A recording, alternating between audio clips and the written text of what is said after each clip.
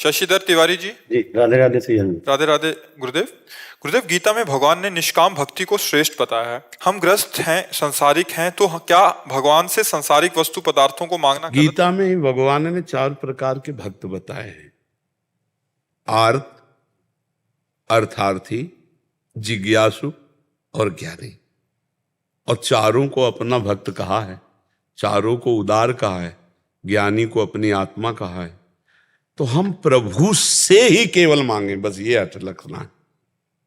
जैसे गोस्वामी जी कह रहे हैं, बने तो रघुबर ते बने, बिगड़े तो भरपूर, तुलसी और अन ते बने, ताबनि बे पे धूर। अगर मांगना ही है तो सिर्फ प्रभु से मांगना, संकट निवृत्ति करनी तो सिर्फ प्रभु से। तो भगवान ने कहा वो उदार हैं, मतलब हमारे मांगने को भी भगवान उदार कर रहे हैं। लेकिन उदार भगवान जो हमें दे रहे हैं, लेकिन वो इतने उदार हैं कि उनसे कोई मांगे तो भी उसे उदार कह रहे हैं कि उदार है जो हमसे मांग रहा है। जैसे पिता अरबपति है और बेटा किसी दूसरे से 2 रुपए मांग रहा हो तो पिता को बुरा लगे ना। और जब अपने पिता से वो मांग रहा है तो खुश हो जाता है। ऐसे भगवान खुश होके कह रहे वो उदार है जो मेरे से मांगता है, मेरे से मांगता है। अरे ऐसे प्रभु, पर इसमें एक बात रख ले कि हमारे प्रभु सर्वज्ञ हैं और हमने चाहा कि ये काम बन जाए तो हमको ये प्रार्थना करने की प्रभु चाह तो हमारी ये है, पर आप सर्वज्ञ हैं, देख लो अगर पूरी होने से हमारा आपसे बिलगाव होता हो तो कभी पूरी मत करना। आपके विरुद्ध कोई हमारी मांग हो तो कभी पूरी मत करना। प्रभु आपको जिसमें अच्छा लगे मांगेंगे तो हम आपसे, क्योंकि आपके बच्चे हैं, आपसे मांगेंगे। पूरा ना पूरा होना ये आपकी इच्छा के ऊपर है। आप है तो इसमें हम श्रद्धावान होकर चलते रहेंगे, नहीं तो हमारी श्रद्धा में ठेस पहुंच जाएगी। जैसे हमने चाहा कि प्रभु तो जरूर हमारी बात ये पूरी कर देंगे और उनको लगा कि पूरी करने में ये विषय संसार में फंस जाएगा और उन्होंने पूरी ना की, तो आपको फिर लगेगा ना कि भगवान ने मेरी बात नहीं। हम गृहस्थ हैं गुरुदेव जी, और न चाहते हुए भी भगवान से मांगना पड़ता। हम मानते हैं ये बात, क्योंकि जब तक ज्ञान नहीं होगा, जब तक ज्ञान नहीं होगा तब तक मांगना पड़ेगा। नहीं तो मालिक ठाकुर जी हैं, मुनीम आप हैं, तो घाटा और मुनाफा ठाकुर जी का, आपको क्या मांगने की जरूरत है।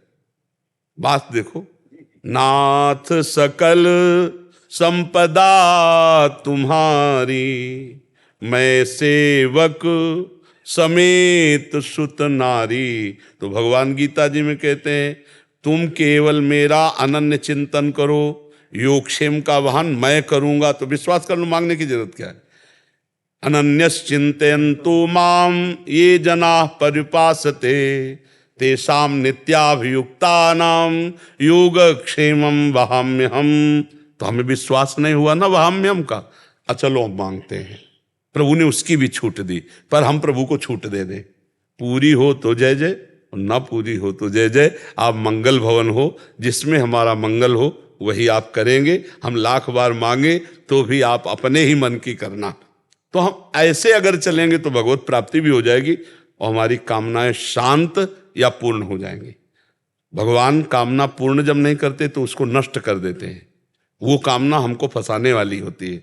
हमें लगता है कि नहीं यार, इसको पूरी होने में क्या फंसते हम, लेकिन उनको पता है कई तरह की बात होती है। कभी कभी वो पिटवा कर प्रतिकूलता और विपत्ति देकर अपनी तरफ दौड़ाते हैं, क्योंकि हम लोग बड़े वैसे हैं।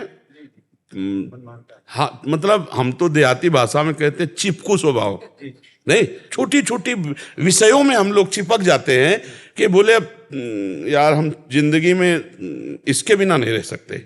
कितनी ऐसी बातें हैं जिनके बिना हम नहीं रह सकते। एक पेस्ट में बोले हम तो केवल अमुक पेस्ट ही करते हैं, मतलब हमारा एक चिपकू स्वभाव है, पकड़ने वाला स्वभाव है। तो हमने क्या क्या पकड़ रखा है, आप देखो। हमें सबसे मुक्त होना इतना पकड़ रखा है कि भगवान न छुड़ावे तो जन्म जन्म लग जाए, हम छोड़ न पावे। तो भगवान हम जब शरण में हैं तो हमको विषय भी देंगे पर हमको वैराग्य भी देंगे, क्योंकि भगवान की शरण में वैराग्य के बिना भगवत प्राप्ति नहीं होती। तो वैराग्य देने के लिए प्रतिकूलता देंगे। जैसे पुत्र से अधिक प्यार है, अब थोड़ा पुत्र का, हाँ, अब वो आपसे प्रतिकूल व्यवहार करेगा क्योंकि आपका राग नष्ट होना है। जहां जहां आपका राग है, भगवान उससे राग रहित करने के लिए कभी कभी प्रतिकूल व्यवहार। तो अगर भक्त संतों का संग करता है तब तो उसका विचार सही दिशा में जाता है, नहीं तो गलत दिशा में चला जाता है, वो प्रतिकूल सोच जाता है, वो निगेटिव सोच उसको फिर वो भक्ति रहित कर देती है। तो हमें ये प्रार्थना आपसे करनी कि मांगिए, पर भगवान के भरोसे होकर परिणाम को भगवान के ऊपर छोड़ दीजिए, तो उससे बड़ा मंगल रहेगा।